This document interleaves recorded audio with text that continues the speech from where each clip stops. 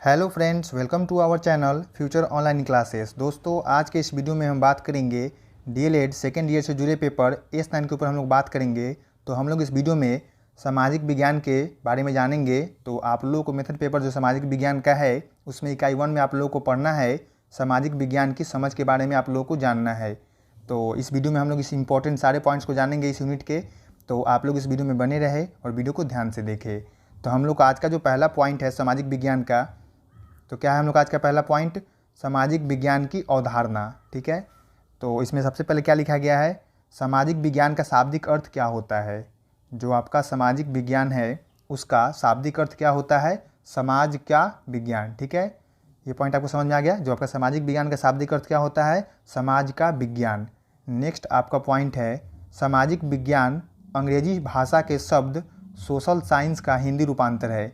जो आपका सामाजिक विज्ञान है वो क्या है, आपका अंग्रेजी भाषा के शब्द के क्या है, हिंदी रूपांतर है। ठीक है, नेक्स्ट आगे इसमें क्या लिखा गया है, जो दो शब्द यानी कि जो दो शब्दों से मिलकर बना है, जिसमें आपका पहला क्या है सोशल और दूसरा क्या आपका है साइंस। यानी कि जो आपका सोशल साइंस है वो दो शब्दों से मिलकर बना है, सोशल और साइंस से, जिसका हिंदी मीनिंग क्या होता है आपका सामाजिक विज्ञान होता है। नेक्स्ट आपका पॉइंट है, सोशल का अर्थ क्या होता है। तो जो आपका सोशल शब्द है उसका अर्थ क्या होता है, मानव का उसके सामाजिक परिवेश में अध्ययन करना। क्या करना, जो आपका सोशल शब्द है उसका अर्थ क्या होता है, मानव यानी कि जो मनुष्य होता है उसके सामाजिक परिवेश में क्या क्या घटनाएं घटती है उसके बारे में जो हम लोग अध्ययन करते हैं उसका मीनिंग क्या होता है, आपका सोशल होता है। और इससे मिलकर क्या बन गया, आपका एक सोशल साइंस बन गया है, सामाजिक विज्ञान बना है। नेक्स्ट आपका पॉइंट में क्या लिखा गया है, साइंस का अर्थ है। ठीक है, ये आपका सोशल का अर्थ हो गया। साइंस का अर्थ क्या होता है, मानव का उसके परिवेश में क्रमबद्ध एवं व्यवस्थित अध्ययन करना।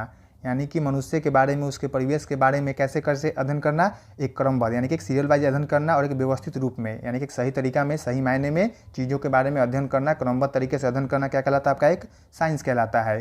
तो यानी कि जो आपका सोशल साइंस होता है क्या होता है, यानी कि जो मनुष्य के सामाजिक परिवेश में जो भी घटनाएं घटती है, उसके आस पड़ोस में जो भी घटनाएं घटती है उसके बारे में जो हम लोग अध्ययन करते हैं, अपने परिवेश के बारे में अध्ययन करते हैं, अपने नेचर के बारे में अध्ययन करते हैं, तो ये सब किस में आता है, आपका सोशल साइंस में आता है। आगे इसमें लिखा गया है, इस प्रकार सामाजिक विज्ञान से अभिप्राय उस विज्ञान से है जिसमें मानवीय क्रियाओं और व्यवहारों का उनके सामाजिक परिवेश में क्रमबद्ध एवं व्यवस्थित अध्ययन किया जाता है।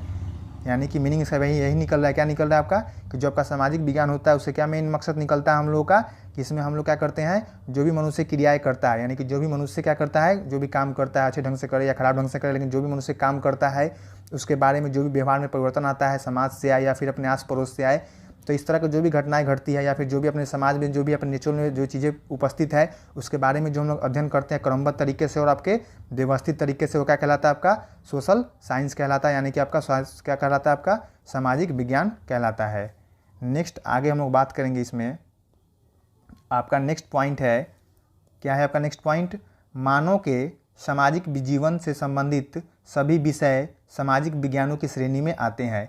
यानी कि मनुष्य से जुड़ा हुआ वो सभी पहलू जो क्या हो आपका समाज से जुड़ा हुआ हो, मनुष्य से जुड़ा हुआ हो, वो सारे पहलू किस में आते हैं, आपके सोशल साइंस में आते हैं, यानी कि सामाजिक विज्ञान में आते हैं। जैसे आपका हो गया भूगोल, मनोविज्ञान, समाजशास्त्र, दर्शन शास्त्र, मानव शास्त्र, अर्थशास्त्र, नागरिक शास्त्र और आपका इतिहास। ठीक है, ये जो भी आपने देखा अभी, भूगोल, मनोविज्ञान, समाजशास्त्र, दर्शन शास्त्र, मानव शास्त्र, अर्थशास्त्र, नागरिक शास्त्र और आपका इतिहास, ये सब क्या है, आपका समाज से जुड़ा हुआ है। ठीक है, तो इस तरह का जो भी आपके विषय दिखाई दे वो सब किस में आएंगे, आपके सोशल साइंस के अंतर्गत आएंगे। नेक्स्ट हम लोग जानेंगे सामाजिक विज्ञान की प्रकृति क्या होती है। ठीक है, नेक्स्ट हम लोग का पॉइंट क्या है, सामाजिक विज्ञान की प्रकृति।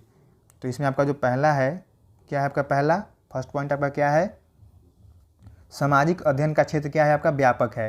यानी कि जो आपका सोशल साइंस है उसका क्षेत्र क्या है, आपका बहुत बड़े रूप में फैला हुआ है, व्यापक रूप में फैला हुआ है। नेक्स्ट आपका पॉइंट है दूसरा, सामाजिक विज्ञान का संबंध सभी विषयों से होता है। यानी कि जो आपका सोशल साइंस है उसका क्या है, संबंध सभी विषयों से क्या होता है, आपका जुड़ा होता है। तीसरा पॉइंट आपका क्या है, सामाजिक विज्ञान विषय के अध्ययन से बालकों में क्या करता है, आपका सामाजिकता का विकास करता है। यानी कि जो आपका सोशल साइंस सब्जेक्ट है उससे क्या होता है, बच्चों के अंदर सामाजिकता का भावना का विकास होता है। चौथा पॉइंट आपका क्या है, इसके अध्ययन से बालकों में सामाजिक गुणों का विकास होता है। यानी कि बच्चे सोशल साइंस पढ़ते हैं तो उससे क्या होता है, बच्चों के अंदर सामाजिक गुणों का भी विकास अच्छे ढंग से होता है। आपका 5वां पॉइंट है, इसके अध्ययन से प्रत्येक ज्ञान एवं सूचना स्पष्ट होती है। यानी कि जैसे जैसे बच्चे क्या करते हैं, सोशल साइंस का अध्ययन करते हैं, उस वजह से क्या होता है, बच्चे के अंदर ज्ञान का निर्माण होता है एवं क्या होता है, सूचना के बारे में बच्चे स्पष्ट ढंग से चीज़ों को जानते हैं, सीखते हैं। ठीक है, तो बच्चों के अंदर क्या करना है, इस तरह का ज्ञान मतलब सोशल साइंस का ज्ञान क्या करना, देना काफ़ी ज़रूरी है। नेक्स्ट का पॉइंट है, इसके अपने सिद्धांत होते हैं। यानी कि जो आपका सोशल साइंस उसका क्या होता है, अपना एक मतलब सिद्धांत होता है। नेक्स्ट पॉइंट आपका है, इसकी प्रकृति क्या होती है, एकीकृत होती है। ठीक है, यानी कि सभी विषयों से जुड़ा हुआ होता है। नेक्स्ट का पॉइंट क्या है, इसके अध्ययन से बालकों में आत्मविश्वास एवं आत्मनिर्भरता का विकास होता है। यानी कि जो आप सोशल साइंस बच्चों को पढ़ाएंगे उससे क्या होगा बच्चों के अंदर, तो उससे बच्चों के अंदर क्या हो जाएगा, आपका आत्मविश्वास बढ़ेगा और बच्चा क्या हो जाएगा, आपका आत्मनिर्भर होने का भी प्रयास करेगा और चीज़ों को सीखने का भी प्रयास करेगा। तो जो आपका सोशल साइंस आपका है, सामाजिक विज्ञान क्या है, बच्चों को पढ़ाना काफ़ी ज़रूरी है। ठीक है, ये आपका प्रकृति हो गया। नेक्स्ट हम आगे बात करेंगे, अब सामाजिक विज्ञान शिक्षण के उद्देश्य के बारे में बात करेंगे। ठीक है, आपका नेक्स्ट पॉइंट क्या है, सामाजिक विज्ञान शिक्षण के उद्देश्य क्या क्या होते हैं। तो आइए इसमें क्या लिखा गया है, सामाजिक विज्ञान द्वारा शिक्षा के सामाजिक, सांस्कृतिक तथा नागरिक उद्देश्यों की प्राप्ति में सहायता प्रदान की जाती है। यानी कि जो आपका सोशल साइंस होता है उसके द्वारा क्या होता है, बच्चों के अंदर सामाजिक, सांस्कृतिक और नागरिक उद्देश्य की प्राप्ति मतलब बच्चों को ज्ञान दी जाती है।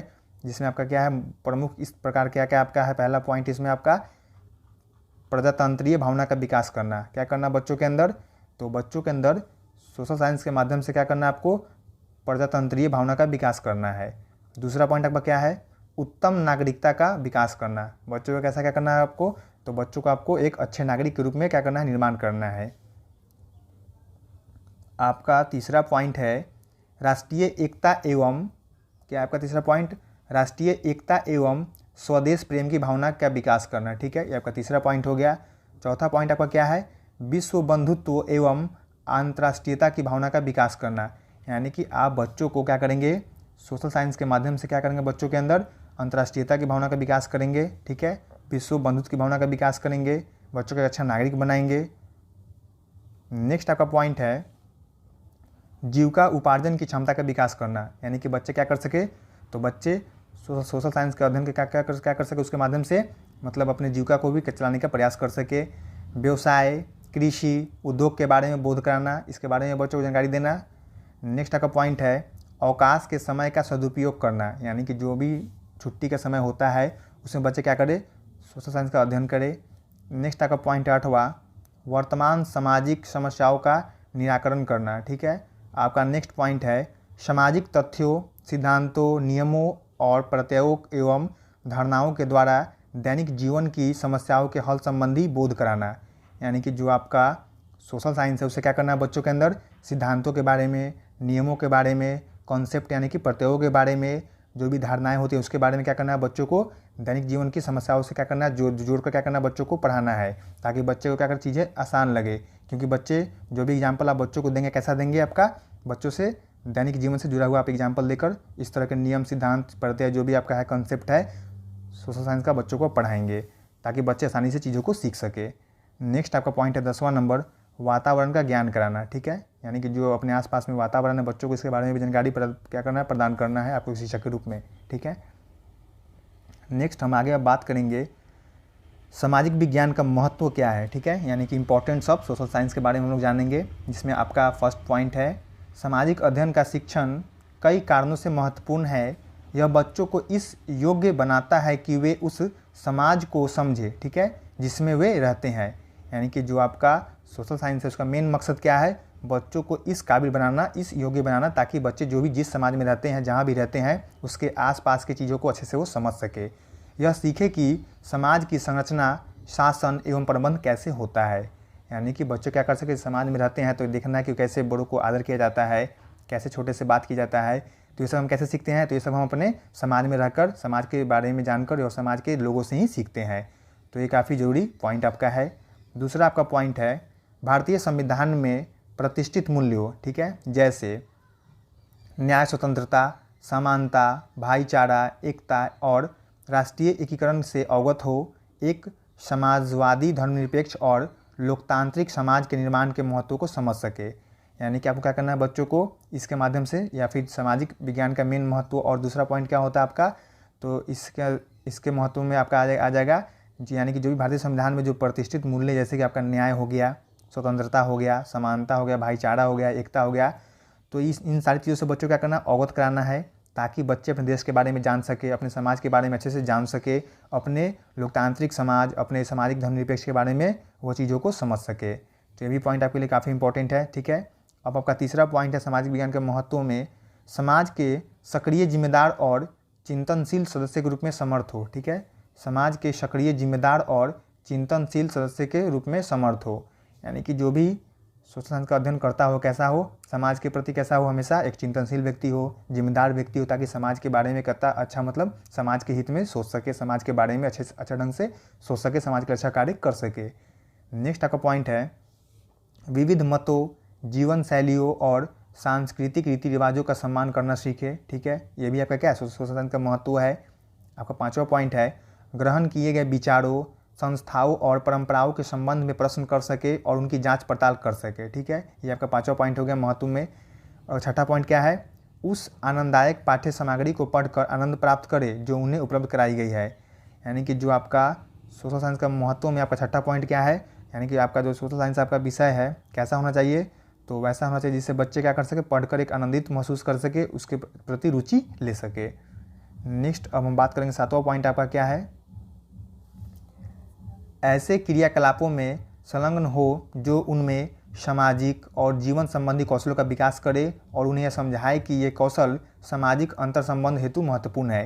यानी कि जो आपका सोशल साइंस से कैसा है विषय होना चाहिए, तो क्रियाकलापों से लैस होना चाहिए, ताकि बच्चे क्या कर सके, अपने जीवन शैलियों के बारे में सीख सके, अपने समाज के बारे में जान सके, अपने जीवन संबंधी कौशलों का विकास कर सके। तो ये सब काफ़ी इंपॉर्टेंट है आपका इसमें।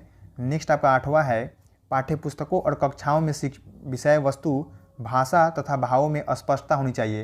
यानी कि जो आपका सोशल साइंस कैसे बच्चों को पढ़ाना है, तो आप बच्चों को वैसे पढ़ाएंगे ताकि बच्चे चीज़ों को स्पष्ट रूप से समझ सके। यानी कि आप क्या करेंगे, बच्चों को तोड़ कर चीज़ों को बताएंगे ताकि बच्चे चीज़ों को आसानी से सीख सके। जेंडर संबंधशीलता, सामाजिक वर्गों और हर प्रकार की असमताओं के प्रति आलोचनात्मक दृष्टिकोण होनी चाहिए।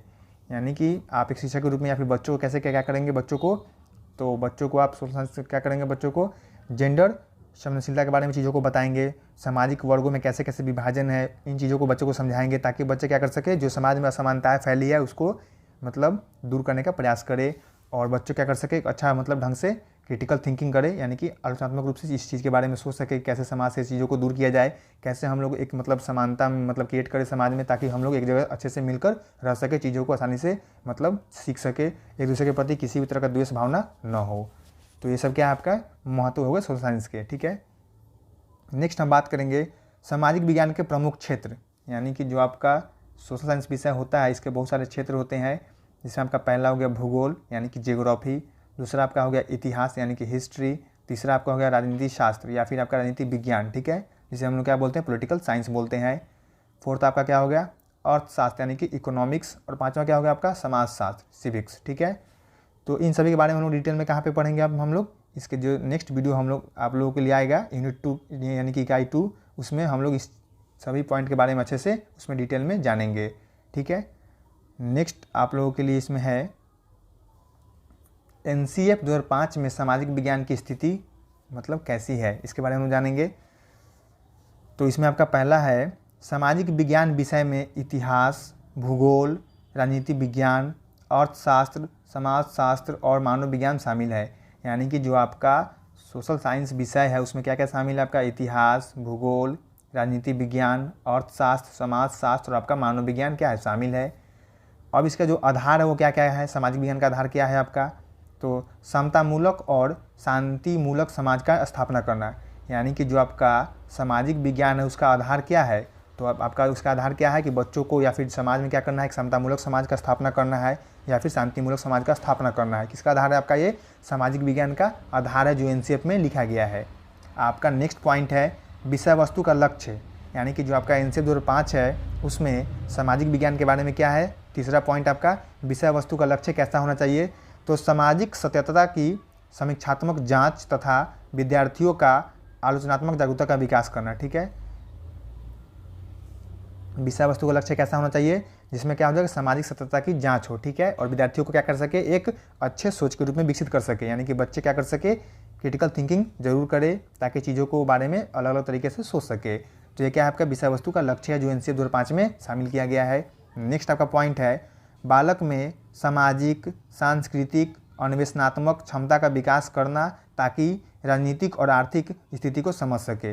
यानी कि आप एक सोशल के माध्यम से क्या करेंगे बच्चों को, तो आप बच्चों को सामाजिक रूप से, सांस्कृतिक रूप से, और आप क्या करेंगे, अन्वेषणात्मक रूप से, यानी कि खोज प्रवृत्ति को क्या करेंगे, विकसित करेंगे, ताकि बच्चे अपने समाज के बारे में चीज़ों को राजनीतिक रूप से और आर्थिक रूप से समझ सके कि कहाँ पे क्या प्रॉब्लम है, कहाँ पे क्या समाज में दिक्कत है, और कहाँ पे आर्थिक रूप से समाज में कैसे कैसे फेस किया जाता है।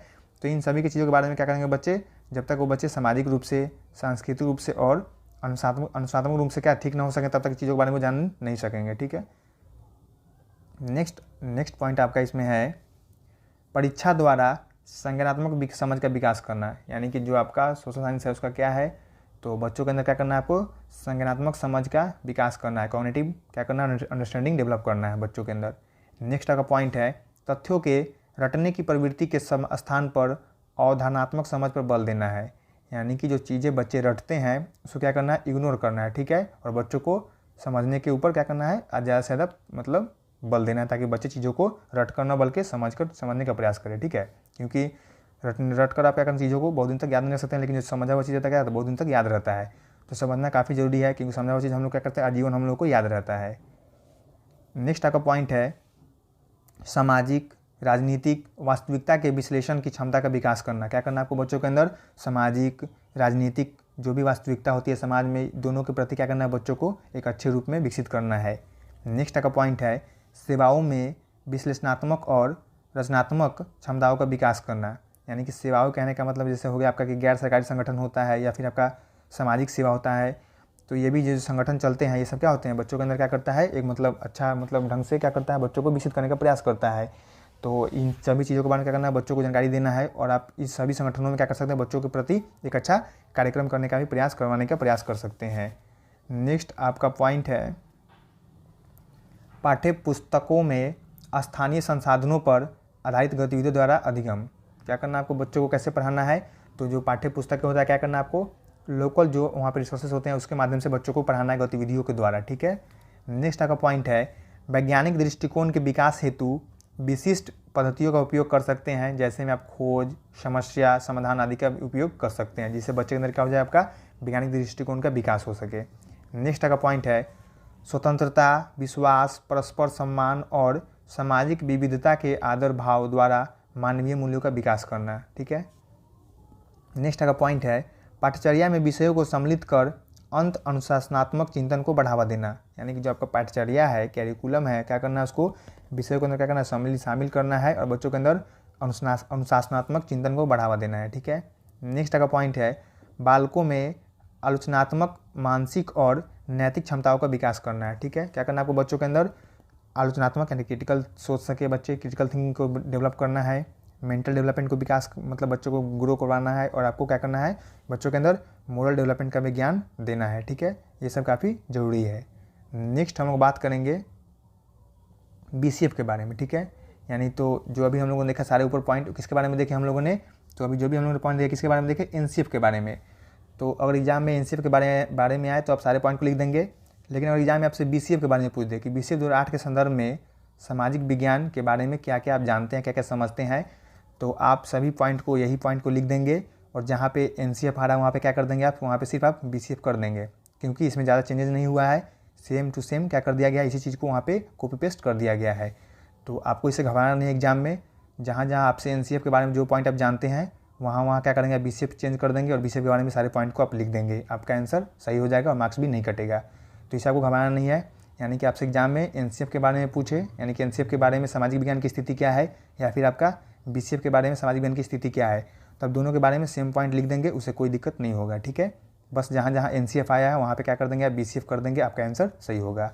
उसी चीज़ को हमने यहाँ पे लिख दिया है कि अगर एग्जाम में यह प्रश्न आते हैं तो आप लोग एनसीएफ 2005 में सामाजिक विज्ञान का जो स्थिति आप लोगों ने जाना है, क्या कर देंगे, वही सारे पॉइंट को आप लोग वहाँ पे लिख देंगे, ठीक है।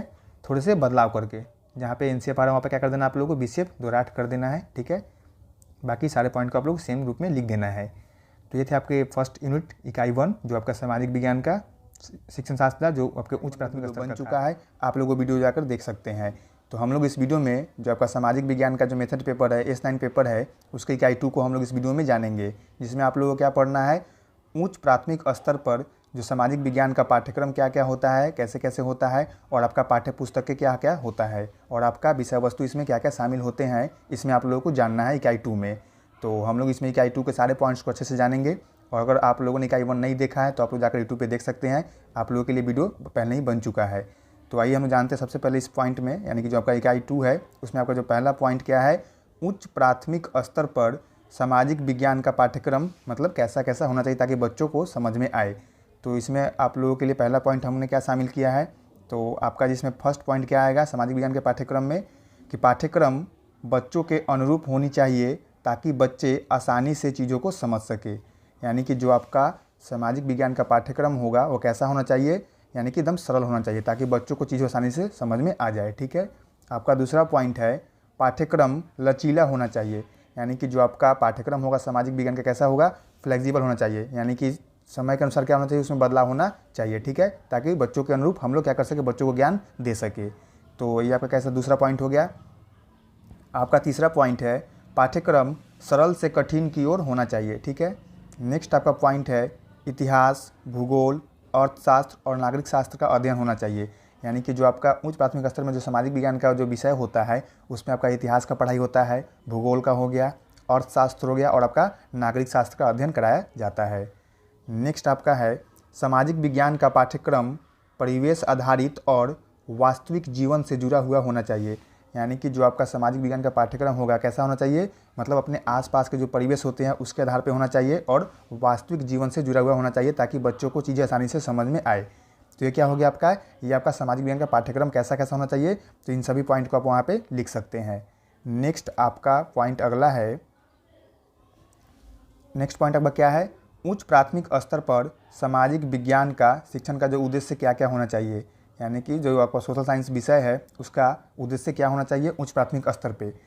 तो इसमें आपका पहला पॉइंट क्या आएगा, छात्रों में आलोचनात्मक और अवधारणात्मक क्षमता का विकास करना। क्या करना है, मेन उद्देश्य इसका क्या है, छात्रों में क्या करना है, क्रिटिकल थिंकिंग डेवलप करना है और कंसेप्चुअल थिंकिंग को भी क्या करना है, बढ़ावा देना है, ताकि बच्चे क्या कर सके, चीज़ों के बारे में अच्छे ढंग से सोच सके और एक कंसेप्ट अपने माइंड में बना सके ताकि जो चीज़ें लंबे समय तक याद रहे। तो जो इसका मेन उद्देश्य क्या हो जाएगा, छात्रों में आलोचनात्मक चिंतन और अवधारणात्मक चिंतन का विकास करना। ठीक है, आपका पहला पॉइंट हो गया। दूसरा आपका उद्देश्य क्या होगा, आधुनिक तथा समकालीन भारत तथा विश्व के संदर्भ में आर्थिक तथा सामाजिक परिवर्तन और विकास की समझ विकसित करना, यानी कि आपका जो सामाजिक विज्ञान का शिक्षण का उद्देश्य क्या होगा, दूसरा बच्चों में क्या करना है, आधुनिक और समकालीन भारत के बारे में ज्ञान प्रदान करना है, और जो आपका आर्थिक हो गया, सामाजिक हो गया, और आपका जो भी डेवलपमेंट होता है उसके बारे में बच्चों को ज्ञान प्रदान करना है। ठीक है। नेक्स्ट आपका तीसरा पॉइंट होगा, तीसरा उद्देश्य क्या होगा, विभिन्न सामाजिक एवं आर्थिक मुद्दों तथा चुनौतियों की आलोचनात्मक जांच करें। ठीक है, यानी कि जो भी अपने आसपास में समाज में जो भी मुद्दे मतलब जागृत होते हैं, जो सामाजिक से जुड़ा हुआ हो या फिर आपका आर्थिक से जुड़ा हुआ हो, सभी के बारे में बच्चों को अच्छे से ज्ञान देना, ये आपका उद्देश्य हो सकता है। नेक्स्ट आपका चौथा उद्देश्य क्या हो जाएगा, लोकतांत्रिक और धर्मनिरपेक्ष समाज के निर्माण में दायित्वों को समझे, यानी कि प्रत्येक नागरिक का जो अपने समाज में, अपने लोकतंत्र में जो भी उनका मतलब दायित्व है उन चीज़ों के बारे में बताना, ताकि बच्चे अपने बारे में एक अहम जानकारी प्राप्त कर सके कि मेरा भी समाज में क्या एक रोल है और उस रोल को हमें अच्छे से निभाना है। नेक्स्ट आपका पांचवा पॉइंट है संवैधानिक दायित्वों को निभाने में दायित्वों को समझे। ठीक है, हमने ये चीज़ अभी बता ही दिया कि जो भी इंसान इस धरती पे है सभी का अपना अपना क्या एक दायित्व बना हुआ है, क्योंकि क्या करना, हम लोग को संविधान को पालन करते हुए आगे बढ़ना है। सभी चीज़ों के बारे में हम लोग को क्या करना है, एक अच्छे ढंग से मतलब सोचना है, समझना है, तभी जीवन क्या हो जाएगा, आसानी से चल सकता है, वरना क्या हो जाएगा, दिक्कत सामने आ जाएगी। नेक्स्ट आपका छठा पॉइंट है विश्व अर्थव्यवस्था और राजनीति के संदर्भ में भारत के विकास एवं परिवर्तन को समझे, यानी कि जो हम लोग का अर्थव्यवस्था है, जो अपने देश का अर्थव्यवस्था हो गया और दूसरे देश का अर्थव्यवस्था हो गया, तो उन चीज़ों के बारे में बच्चों को भी बताना है कि जो अर्थव्यवस्था कैसे आगे पीछे होती रहती है और क्या बताना आप लोगों को, राजनीति के संदर्भ में, यानी कि जो हम लोग के देश में राजनीति होती है और जो विदेश की राजनीति होती है, तो उन दोनों के बीच में क्या अंतर है, कैसे कैसे चीज़ों को हम लोग क्या करते हैं, मतलब कोई चीज़ अपने यहाँ नहीं है देश में, तो हम लोग क्या करते हैं दूसरे देश से उसे व्यापार करते हैं, या फिर हम लोग अपना भी सामान क्या दूसरे देश को देते हैं। तो इस तरह क्या होता है, हम लोग का अर्थव्यवस्था भी सुधरती है और एक दूसरे के देश के प्रति क्या होता है, एक अच्छा मतलब प्रेम सद्भावना का विकास भी होता है। तो इन सभी चीज़ों के बारे में बच्चों को बताना है। नेक्स्ट आपका 7वां पॉइंट इसमें आएगा, प्राकृतिक पर्यावरण के संरक्षण की आवश्यकता के संदर्भ में पर्यावरण और संसाधनों के न्यायपूर्ण उपभोग को समझे। यानी कि जो हम लोग को पर्यावरण में जो भी चीज़ें उपलब्ध है तो उनका कैसे कैसे उपयोग करना है ताकि वो लंबे समय तक चल सके, तो इन सभी चीज़ों के बारे में भी मतलब बताने का क्या है, काम करना है। तो ये सब क्या हो गया आपका, तो ये जो भी पॉइंट अभी आप लोगों ने देखा 7 पॉइंट, ये सब क्या हो गया आपका जो आपका सामाजिक विज्ञान का है उसका क्या हो जाएगा, सामाजिक विज्ञान का शिक्षण का उद्देश्य हो जाएगा। तो एग्जाम में इस प्रश्न आता है तो आप लोग ये सारे 2 पॉइंट वहाँ पे लिख सकते हैं। नेक्स्ट हम आगे बात करेंगे सामाजिक विज्ञान के विभिन्न विषयों की पाठ्य पुस्तकों की समझ के बारे में हम लोग बात करेंगे। यानी कि अब नेक्स्ट पॉइंट हम लोग का क्या है, तीसरा, जो आपका सामाजिक विज्ञान विषय है उसका जो भी मतलब पाठ्य पुस्तकों की समझ के बारे में हम लोग को जानना है। तो जो आपका सामाजिक विज्ञान है कौन से स्तर का, उच्च प्राथमिक स्तर का, उसमें आप लोगों को क्या क्या पढ़ना होता है, इतिहास, भूगोल और आपका नागरिक शास्त्र। मेनली आपको ये 3 चीज़ पढ़ना होता है। तो इसमें हम जानेंगे अच्छे से सभी चीज़ों के बारे में। तो पाठ्य पुस्तकों की सहायता से छात्र व्यक्तिगत रुचि के अनुसार अध्ययन कर सकते हैं। ठीक है, आइए जानते हैं। सबसे पहले हम जानेंगे इतिहास के बारे में। किसके बारे में, हिस्ट्री के बारे में। ये काफ़ी इंपॉर्टेंट पॉइंट है आपके S9 पेपर के लिए, जो आपका इतिहास है। ठीक है, तो इतिहास अतीत की घटनाओं और आज हम पर उनके प्रभाव का अध्ययन है। ठीक है, जो आपका हिस्ट्री यानी कि जो आपका इतिहास है वो क्या है, जो पिछले वर्षों में जो घटनाएं घटी है, ठीक है, और जो उनके असर अभी हम लोगों पे पड़ रहा है, ये क्या कहलाता है, आपका इतिहास कहलाता है। यानी कि इतिहास यानी कि जो बीती हुई बातों का जो मतलब एहसास अभी कराए वो क्या होता है, आपका इतिहास होता है। तो जैसे, या फिर दूसरे शब्दों में क्या है, दूसरा परिभाषा इसका क्या लिख सकते हैं आप लोग, मानव की विशिष्ट घटनाओं का नाम ही इतिहास है। ठीक है, यानी कि जो भी मानव द्वारा पहले घटनाएं घटी है वो सब क्या आपका इतिहास है। जैसे आप लोगों ने पढ़ा होगा मध्य इतिहास, ठीक है, प्राचीन इतिहास और आपका अभी जो आधुनिक इतिहास है। तो ये सब क्या हो गया, पहले घटनाएं क्या हो चुकी है, घट चुकी है और हम लोगों पे उसका असर अभी भी पड़ता है। तो ये सब क्या कहलाता है, आपका इतिहास कहलाता है। ठीक है, यानी कि हिस्ट्री कहलाता है। ये समझ में आप लोगों को आ गया होगा। या एक और परिभाषा हमने यहाँ पे लिखा है, प्राचीनता से नवीनता की ओर आने वाली मानव जाति से संबंधित घटनाओं का वर्णन इतिहास है। यानी कि जो प्राचीन समय में जो घटनाएं घटी या फिर जो प्राचीन समय में जैसे लोग रहते थे, खान पान जो भी रहन सहन जो भी था, जैसे से हम लोग अभी कहाँ पे आ गए हैं, नवीनता की ओर, यानी कि नए युग में आ चुके हैं। तो इन सभी जो घटनाएं घटित हुई है प्राचीनता से नवीनता की ओर आने के लिए, वो सब क्या कहलाएगा, आपका इतिहास कहलाएगा। ठीक है, तो ये आपका हिस्ट्री हो गया। इसके विषय वस्तु के बारे में हम लोग आगे जानेंगे।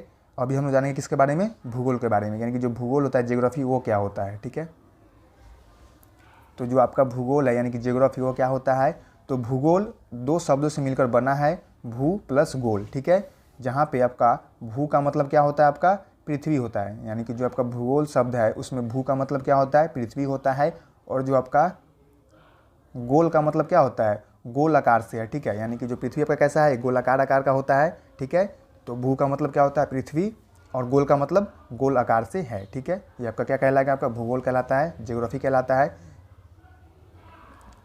इसके परिभाषा की हम बात करें तो इसमें परिभाषा क्या लिखा गया है, यह एक विज्ञान है। ठीक है, जिसके द्वारा पृथ्वी के ऊपरी स्वरूप और उसके प्राकृतिक विभागों, ठीक है, जैसे पहाड़, महाद्वीप, देश, नदी, समुद्र, झील, जल संधियाँ, वन आदि का ज्ञान होता है। यानी कि जो आपका भूगोल है वो क्या आपका एक विज्ञान है जिसके द्वारा क्या होता है, पृथ्वी के ऊपरी स्वरूप यानी कि जो पृथ्वी के ऊपरी स्वरूप के बारे में और उसके प्राकृतिक विभाग, जैसे आपका पहाड़ के बारे में हो गया, महाद्वीप के बारे में हो गया, देश के बारे में हो गया, नदी के बारे में हो गया, समुद्र के बारे में हो गया, झील के बारे में हो गया, जल संधिया के बारे में हो गया, और आपके फॉरेस्ट यानी कि वन के बारे में हो गया। तो इन सभी चीज़ों के बारे में जहाँ पे ज्ञान हम लोगों को मिलता है वो क्या कहलाता है, आपका भूगोल कहलाता है। यानी कि भूगोल यानी कि ज्योग्राफी कहलाता है। तो हम ज्योग्राफी में क्या क्या पढ़ते हैं, पहाड़ के बारे में, पठार के बारे में, नदी के बारे में, समुद्र के बारे में, देश के बारे में। ठीक है, तो ये सब किस में आता है, आपका भूगोल में आता है। और भूगोल आपके 2 शब्दों से मिलकर बना है, भू प्लस गोल, जहाँ पे भू का मतलब क्या होता है, पृथ्वी होता है, और गोल का मतलब क्या होता है, गोल आकार से होता है। ठीक है, तो ये आपका ज्योग्राफी हो गया। नेक्स्ट आपका तीसरा है नागरिक शास्त्र। क्या आपका तीसरा आपका नागरिक शास्त्र, जिसे हम लोग इंग्लिश में क्या कहते हैं, सिविक्स कहते हैं। क्या कहते हैं, सिविक्स कहते हैं। ठीक है, तो नागरिक शास्त्र मानव विज्ञान की वह शाखा है जो नागरिक से संबंधित पक्षों का प्रतिपादन करता है। यानी कि जो आपका नागरिक शास्त्र है, सिविक्स है, वो क्या है, एक मानव से जुड़ा हुआ विषय है जिसमें नागरिक से संबंधित पक्षों का प्रतिपादन किया जाता है, पढ़ाया जाता है, समझाया जाता है नागरिक से जुड़ा हुआ सभी चीज़ों के बारे में। ठीक है, इसमें एक परिभाषा हम और जानते हैं। अरस्तु जो परिभाषा दी है नागरिक शास्त्र क्या दिए हैं, नागरिक शास्त्र एवं विज्ञान है जो अच्छी सामाजिक दशाओं का अध्ययन करता है। ठीक है, जो आपका नागरिक शास्त्र है, सिविक्स है, क्या है, एक विज्ञान की विषय जैसा है जिसमें क्या होता है, अच्छी सामाजिक जो आपका दशाएं होता है उसका अध्ययन कराया जाता है। किसके बारे में, यानी कि नागरिक शास्त्र के बारे में किसने बोला है, तो ये आपके अरस्तु साहब ने बोले हैं। ठीक है, नेक्स्ट हम लोग बात करेंगे।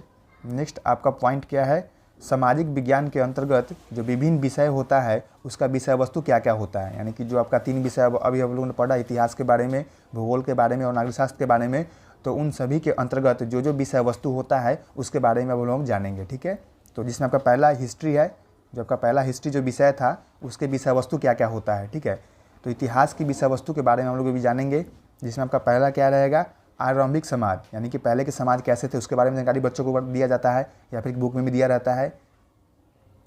प्रथम कृषक और चरवाहे के बारे में बच्चों को पढ़ाना।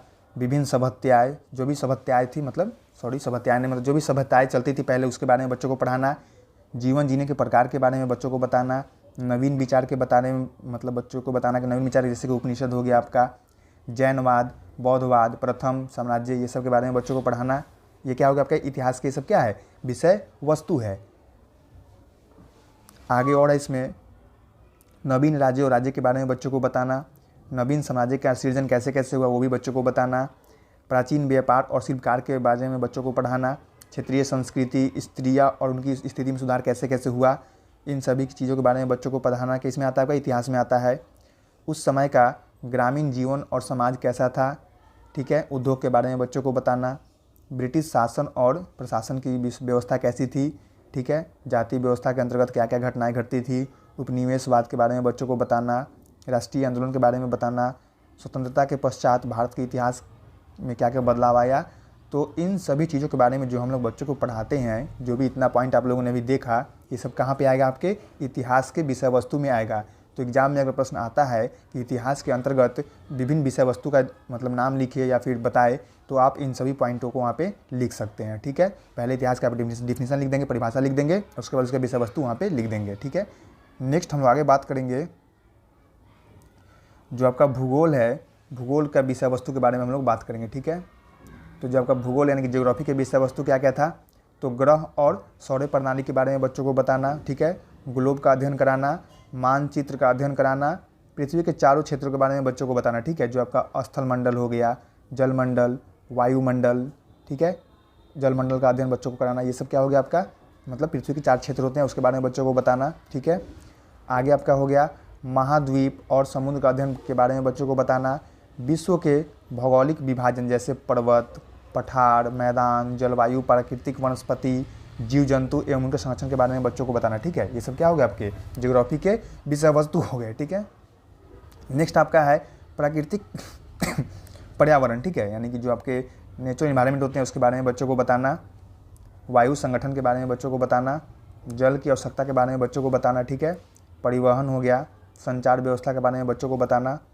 प्राकृतिक संसाधन के बारे में, उनकी उपयोगिता क्या है, उसका संरक्षण कैसे करेंगे, इन सब चीज़ों के बारे में बच्चों को बताना। ठीक है, सूचना संचार तकनीक के बारे में बच्चों को बताना। मानवीय संसाधनों के बारे में बच्चों को बताना। ठीक है, जनसंख्या वितरण कैसे कैसे हुआ और उनके घनत्व के बारे में बच्चों को बताना। ठीक है, ये सब क्या हो गया आपके ज्योग्राफी के विषय वस्तु हो गए। ठीक है, अब हम लोग आगे बात करेंगे नागरिक शास्त्र के बारे में। ठीक है, जो आपका सिविक्स है उसके विषय वस्तु क्या क्या होंगे। थोड़ा मेरी आवाज़ में प्रॉब्लम हो रही है क्योंकि थोड़ा मेरी तबीयत सही नहीं है, तो आप लोग इसे मैनेज कर लेंगे।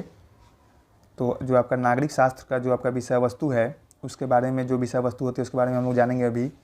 तो आपका पहला पॉइंट क्या है, सामुदायिक योजना का विकास, यानी कि कैसे कैसे कम्युनिटी डेवलपमेंट हुआ, कैसे कैसे कम्युनिटी के बारे में जो प्लानिंग हुआ उन सभी के बारे में बच्चों को बताना। सरकार जो यानी गवर्नमेंट होता है, जो ग्रामीण सरकार होती है, जैसे ग्रामीण यानी कि पंचायत स्तर पर क्या क्या होती है, मुखिया हो गए, पंचायत समिति हो गए, सरपंच हो गए, वार्ड हो गए, तो इन सभी चीज़ों के बारे में बच्चों को बताना। शहरी सरकार यानी कि जो आपके वहाँ पे वार्ड पार्षद हो गए, मेयर हो गए, और आपका राज्य सरकार के बारे में और आपके केंद्र सरकार के बारे में बच्चों को बताना। ठीक है, नेक्स्ट संविधान के बारे में बच्चों को बताना। संविधान की प्रमुख विशेषताएं क्या क्या है, ये सभी बच्चों को बताना जरूरी है। ठीक है, विधि का निर्माण कैसे कैसे हुआ, क्या क्या प्रक्रिया हुआ था। ठीक है, कानून क्या कहता है, कानून के बारे में हम लोग को जानना बहुत ज़रूरी है। ठीक है, संसद के बारे में बच्चों को बताना, यानी कि जो पार्लियामेंट है उसके बारे में बच्चों को बताना। नेक्स्ट आपका है मुख्यमंत्री के बारे में, प्रधानमंत्री के बारे में, राज्यपाल के बारे में और राष्ट्रपति के बारे में बच्चों को पढ़ाना बताना। ठीक है, नेक्स्ट आपका है न्यायालय के बारे में बच्चों को बताना, यानी कि जो आपका कोर्ट होते हैं राज्य स्तर पे और आपके केंद्र स्तर पे। ठीक है, नेक्स्ट आपका हो जाएगा जो आपका पंचवर्षीय योजना है। ठीक है, यानी कि जो आपका 5 ईयर्स प्लान होते हैं उसके बारे में बच्चों को बताना। जनसंख्या के बारे में बच्चों को बताना, देश की सुरक्षा कैसे कैसे होती है, किन किन व्यक्तियों का अहम योगदान होता है, किन किन सेनाओं का अहम योगदान होता है, तो इन सभी चीज़ों के बारे में बच्चों को बताना। और आपका अंतर्राष्ट्रीय सशक्तिकरण के बारे में बच्चों को मतलब समझाना बताना। ठीक है, इसमें और बहुत सारे पॉइंट आ सकते हैं। तो ये क्या हो गया, आपके सिविक्स के विषय वस्तु हो गए। ठीक है, तो अभी आप लोगों ने जाना सिविक्स के विषय वस्तु। इससे पहले आप लोगों ने जाना किसके बारे में, ज्योग्राफी के विषय वस्तु। ठीक है, और उसके बाद आप लोगों को बताया हमने हिस्ट्री के विषय वस्तु। ठीक है, और इसकी परिभाषा भी आप लोगों को ऊपर हमने बता दिया का। उसके इकाई 3 को हम लोग इस वीडियो में जानेंगे। अगर आप लोगों ने इकाई 1 और इकाई 2 नहीं देखे हैं तो आप लोग जाकर चैनल पे देख सकते हैं, वीडियो डाला जा चुका है। या आज की इस वीडियो में हम लोग बात करेंगे इकाई 3 के बारे में। तो इकाई 3 में आपको पढ़ना है सामाजिक विज्ञान का शिक्षण के बारे में। तो सबसे पहले इसमें हम लोग जानेंगे, फर्स्ट पॉइंट हम लोग का क्या रहेगा आज का, सामाजिक विज्ञान शिक्षण के आधारभूत सिद्धांत। यानी कि जो आपका विषय है सामाजिक विज्ञान का, उसके क्या क्या सिद्धांत होंगे, शिक्षण के क्या क्या सिद्धांत होंगे। तो आपका फर्स्ट क्या रहेगा, रुचि का सिद्धांत। ठीक है, जो आपका पहला सिद्धांत क्या रहेगा, रुचि का सिद्धांत। यानी क्या करना है आपको, बच्चों के अंदर क्या करना है, सामाजिक विज्ञान के प्रति रुचि पैदा करना है, ताकि बच्चे आसानी से सामाजिक विज्ञान को सीख सके। ठीक है, दूसरा आपका रहेगा जीवन से संबंध स्थापित करने का सिद्धांत। यानी कि जो आप पढ़ाएंगे सामाजिक विज्ञान, बच्चों को कैसे पढ़ाएंगे, उसके जीवन से कनेक्ट करके पढ़ाएंगे। ठीक है, ताकि बच्चों को चीज़ें क्या लगे, आसान लगे और बच्चों को समझ में भी आए। तो क्या करना है आपको, बच्चों को क्या करना है, उसके जीवन से, यानी कि उसके मतलब आस पड़ोस परिवेश के बारे में जो भी चीज़ें वो देखता है उससे क्या करना है, आपको कनेक्ट कर देना है चीज़ों को, और फिर आपको बतलाना है ताकि बच्चे आसानी से चीज़ों को समझ सके, सीख सके। तीसरा आपका रहेगा प्रेरणा का सिद्धांत। यानी क्या करना आपको, बच्चों के अंदर क्या करना, हमेशा मोटिवेशन लाते रहना है ताकि वो बच्चे आसानी से सामाजिक विज्ञान को पढ़ सके। ठीक है, तो छात्रों को सामाजिक विज्ञान के प्रति क्या करना, आपको प्रेरित करते रहना है। यानी कि कोई भी बच्चा हो क्लास में, सभी को क्या करना, हमेशा इस विषय के प्रति क्या करना, आपको हमेशा एक मोटिवेशन देते रहना है ताकि बच्चे सामाजिक विज्ञान को अच्छे से पढ़े, समझे और अपने जीवन में उसका प्रयोग कर सके। आपका नेक्स्ट चौथा पॉइंट क्या रहेगा सिद्धांत में, आपका चौथा रहेगा क्रिया का सिद्धांत। ठीक है, यानी कि बच्चों को करके सीखने का अवसर देना है। यानी कि जो आपका ये विषय है सामाजिक विज्ञान में, क्या करना है, बच्चों को खुद से अधिक क्रिया करने का मतलब अवसर देना है ताकि बच्चे चीज़ों को करके सीख सके। क्योंकि करा हुआ चीज़ बच्चे क्या करेंगे, ज़्यादा दिन तक अपने आप मतलब समझे रहेंगे, याद रखे रहेंगे। तो बच्चों को हमेशा क्या करना है, आपको एक्टिविटी में व्यस्त रखना है ताकि बच्चे चीज़ों को आसानी से सीख सके। आपका नेक्स्ट आपका पाँचवा पॉइंट रहेगा निश्चित उद्देश्य का सिद्धांत। शिक्षक को सफल बनाने के लिए अपने हर पाठ के उद्देश्य का पूर्ण ज्ञान होना अनिवार्य है। यानी कि जो आप किसी भी पाठ को क्लास में पढ़ाएंगे तो सबसे पहले तो उस पाठ का ज्ञान आपको होना चाहिए एक शिक्षक के रूप में, ताकि आप बच्चे के उस पाठ का जो मेन उद्देश्य होता है आप बच्चों को वो दे सके। ठीक है, तो ये काफ़ी ज़रूरी है। अगर आप किसी भी पाठ का मतलब क्लास में चर्चा कर रहे हैं तो सबसे पहले आपको पूर्ण नॉलेज तो खुद होना चाहिए ताकि आप बच्चों को सही ढंग से पढ़ा सके और बच्चे भी उस पाठ के द्वारा कुछ सीख सके। तो मतलब पाठ का उद्देश्य मतलब एक शिक्षक को पता होना चाहिए ताकि बच्चों को वो ज्ञान दे सके। ठीक है, नेक्स्ट आपका है चयन का सिद्धांत। बच्चों के सीखने के अनुरूप पाठ का चयन। यानी कि जैसे कि सामाजिक विज्ञान का विषय हो गया तो क्या करना है, जो भी आप चयन करेंगे पाठ क्या करेंगे, बच्चों के अनुसार करेंगे। क्योंकि जब बच्चों को समझ में नहीं आएगा तो आप वो पाठ पढ़ाकर क्या कर सकते हैं, नहीं कुछ कर सकते हैं। तो वैसा पाठ का चयन करना है जो बच्चों को क्या हो सके, समझ में आए, बच्चों के लिए मतलब अनुकूल हो। तो जो चयन का सिद्धांत होगा क्या हो जाएगा, आपको बच्चों के अनुरूप ही करना होगा। नेक्स्ट आपका रहेगा नियोजन का सिद्धांत। किसी भी पाठ को पढ़ाने से पहले सामाजिक विज्ञान के शिक्षक को यह निश्चित कर लेना चाहिए कि उसे क्या पढ़ाना है। ठीक है, ये काफ़ी ज़रूरी है। अगर आप सामाजिक विज्ञान के शिक्षक हैं तो आपके लिए काफ़ी महत्वपूर्ण पॉइंट है कि आपको पहले डिसाइड कर लेना होगा कि बच्चों को क्या पढ़ाना है, किस विधि से पढ़ाना है। ठीक है, कौन से आप सहायक सामग्री का प्रयोग करेंगे। ठीक है, एवं संभावित समस्या को किस तरह आप हल करेंगे। ये काफ़ी इंपॉर्टेंट पॉइंट आप लोगों के लिए है। यानी जो सामाजिक विज्ञान का शिक्षण करेंगे उनके लिए काफ़ी महत्वपूर्ण पॉइंट है कि आप क्लास में क्या पढ़ाना है। आपको पहले निश्चित करना होगा कि क्या पढ़ाना है बच्चों को, कौन से विधि से पढ़ाएंगे कि बच्चों को समझ में आए, कौन से आप टीचिंग मतलब एड्स का यूज़ करेंगे जो भी मतलब बच्चों को मतलब उससे हेल्पफुल हो। मतलब आप दिखाकर समझाकर बच्चों को अच्छे से पढ़ा सके सहायक सामग्री के रूप में। और आप जैसे बच्चे का कोई समस्याएं होगा, जो संभावित समस्याएं होगा, आप किस प्रकार बच्चों का हल करेंगे। तो ये काफ़ी जरूरी पॉइंट आप लोगों के लिए है। नेक्स्ट आपका है विभाजन का सिद्धांत। विषय वस्तु को सुगम यानी कि आसान सरल बनाने के लिए बच्चों को तोड़ तोड़ कर विषय वस्तु को समझाएंगे। यानी कि जैसे जैसे बड़ा बड़ा पाठ जैसे आता है मतलब चैप्टर में, तो आप क्या करेंगे, बच्चों को मतलब उसे छोटे छोटे सब टॉपिक में बांट देंगे, ठीक है, ताकि बच्चों को आसानी से छोटा छोटा टर्म में बच्चों को हम बता सके, ताकि चीज़ों बच्चे आसानी से समझ सके। तो आपको क्या करना है, विभाजन करके बच्चों को पढ़ाना है, ना कि एक बार में पूरा चैप्टर नहीं पढ़ा देना है, तोड़ तोड़ कर टॉपिक वाइज बच्चों को पढ़ाना है, ताकि बच्चों को आसानी से चीज़ें समझ में आए। नेक्स्ट आपका रहेगा लोकतंत्रीय व्यवहार का सिद्धांत, ठीक है, जिसमें क्या करना है आपको, सामाजिक विज्ञान के शिक्षा को प्रभावशाली बनाने के लिए कक्षा में लोकतंत्रीय पर्यावरण का निर्माण करना चाहिए। यानी क्लास में किसी भी तरह का कोई मतलब रूल्स रेगुलेशन नहीं लागू करना है, सभी बच्चों को अवसर देना है, समान अवसर देना है, ताकि बच्चे बोल सके, शिक्षक उनकी बातों को सुन सके। तो हमेशा बच्चों को फ्री छोड़ देना है, ताकि बच्चे आसानी से चीज़ों के बारे में एक टीचर से पूछ सके। प्रश्न पूछना काफ़ी ज़रूरी है। तो बच्चों को हमेशा क्या करना है, एक मतलब लोकतांत्रिक व्यवहार देना है, ताकि बच्चे मतलब बेहिचक सवाल पूछ सके, किसी भी बच्चे से आपस में थोड़ा सा बात कर सके, ताकि वो आपस में बात करके चीज़ों को समझ सके। तो क्लास में कैसा व्यवहार रखना है आपको, लोकतांत्रिक व्यवहार का सिद्धांत मतलब फॉलो करना है। नेक्स्ट आपका रहेगा 10वां नंबर आवृत्ति का सिद्धांत। इस सिद्धांत का अर्थ यह है कि अर्जित ज्ञान को स्वार्थी बनाने हेतु दोहराया जाए। यानी कि जो भी अगर आप लोगों ने ज्ञान अर्जन किया है या फिर बच्चों को करवाया है आप लोग, तो बच्चों क्या कर सकते दोहराने के लिए भी मौका दे, ताकि बच्चे रिपीट करेंगे तो चीज़ों को फिर से अच्छे ढंग से सीख सकेंगे। तो क्लास में दोहराने के भी मौका आप लोगों को देना होगा बच्चों को। और एक शिक्षक के रूप में आपको भी क्या करना होगा, समय समय पे बच्चों का मतलब टेस्ट लेना होगा। जो भी पाठ आप पढ़ाएंगे उसका भी आप क्या कर सकते हैं, रिपीटेशन कर सकते हैं, कि बच्चे क्या उस पाठ को याद रखे हैं कि नहीं रखे हैं। तो ये सब काफ़ी जरूरी पॉइंट आपका है, ये सब काफ़ी सिद्धांत इंपॉर्टेंट है, खासकर सामाजिक विज्ञान के शिक्षण के लिए। नेक्स्ट अब हम आगे हम लोग बात करेंगे, हम लोग का नेक्स्ट पॉइंट रहेगा, अभी हम लोगों ने किसके बारे में बात किया था, सिद्धांत के बारे में। जो सामाजिक विज्ञान के सिद्धांत कौन कौन थे, तो हम लोग 10 सिद्धांत के बारे में बात किया, तो आप लोगों को समझ में आ गया होगा। अब हम लोग बात करेंगे नेक्स्ट, हम लोग का इसमें पॉइंट रहेगा सामाजिक विज्ञान शिक्षण के विभिन्न उपागम। यानी कि आप सामाजिक विज्ञान जो शिक्षण करेंगे, कौन कौन से अप्रोच से पढ़ाएंगे बच्चों को, ताकि बच्चे समझ सके। यानी तो सबसे पहले हम लोग जानेंगे सहसंबंध उपागम, यानी कि कोरिलेशन अप्रोच, नाम से ही स्पष्ट है, रिलेशन करके यानी कि चीज़ों को जोड़कर पढ़ाने के लिए। दूसरा आपका है केंद्रीय उपागम, कंसेंट्रिक अप्रोच, यानी चीज़ों को एक केंद्र के रूप में ले जाना है, सेंटर के रूप में ले जाना है, ताकि बच्चे ज़्यादा इधर उधर भटक न सके। तीसरा आपका रहेगा समन्वय उपागम, इंटीग्रेशन अप्रोच। चौथा आपका रहेगा चक्राकार उपागम, यानी कि स्पाइरल अप्रोच। पांचवा आपका रहेगा इकाई उपागम, ठीक है, यानी कि यूनिट अप्रोच। और नेक्स्ट क्या रहेगा आपका कालक्रम उपागम, यानी कि क्रोनोलॉजिकल अप्रोच। तो ये आपका क्या हो गए, सामाजिक विज्ञान शिक्षण के विभिन्न उपागम हो गए। कितने उपागम हो गए, 6 उपागम हो गए। ये आपके लिए काफ़ी इंपॉर्टेंट है, इसके बारे में हम लोग चर्चा कर लेते हैं नीचे अब। तो सबसे पहले हम लोग जानेंगे कोरिलेशन उपागम, ठीक है, जो आपका है फर्स्ट क्या है, कोरिलेशन अप्रोच, यानी कि सहसंबंध उपागम के बारे में जान लेते हैं कि क्या होता है। तो हर्बर्ट आपके एक मनोवैज्ञानिक थे, जिन्होंने बताया है कि इसके बारे में, कोरिलेशन के बारे में बताया है। क्या बताया है कि पाठ्यक्रम में विषयों को इस प्रकार व्यवस्थित करना चाहिए जिससे एक विषय के शिक्षण में दूसरे विषय का ज्ञान सहायक हो सके।